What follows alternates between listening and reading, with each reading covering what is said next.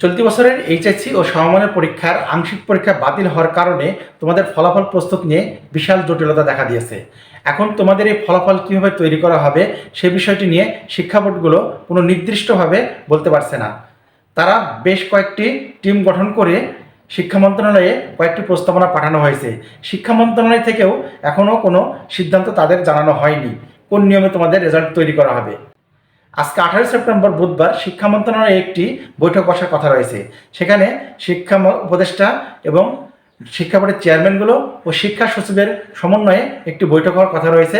সেখান থেকেই সিদ্ধান্ত আসবে তোমাদের রেজাল্ট কোন নিয়মে প্রস্তুত করা হবে। এর আগে শিক্ষা বোর্ড থেকে জানানো হয় তোমাদের এই যে পরীক্ষাগুলো নেওয়া হয়েছে সেই পরীক্ষাগুলোর খাতা নিরীক্ষণ করা হবে এবং যে পরীক্ষাগুলো নেওয়া হয়নি সেই পরীক্ষাগুলোর এসএসসি ও জেএসসি যথাক্রমে এসএসসি 75% এবং জেএসসি 25% গড় নম্বর নিয়ে তোমাদের রেজাল্টটি প্রস্তুত করার কথা জানিয়েছিলেন।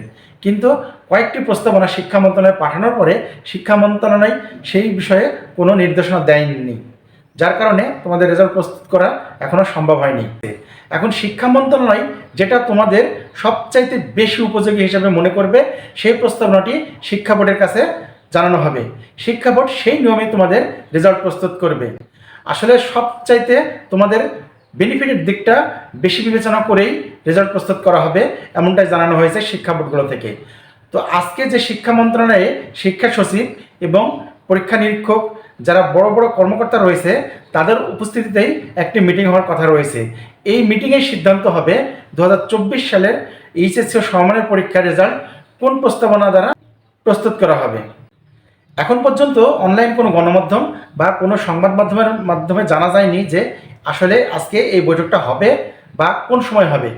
যদি এই বিষয়টি নিয়ে কোনো খবর তৈরি হয় তাহলে অবশ্যই তোমাদের জানিয়ে দেওয়ার চেষ্টা করা হবে।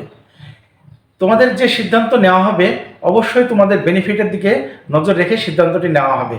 তো প্রিয় শিক্ষার্থী বন্ধুরা, তোমাদের সকলের পরীক্ষার রেজাল্ট ভালো হোক, মনের মতো হোক এবং তোমরা সামনের দিকে এগিয়ে যাও এই প্রত্যাশা করেই আজকে এখানে শেষ করছি। ভিডিওটি দেখার জন্য ধন্যবাদ।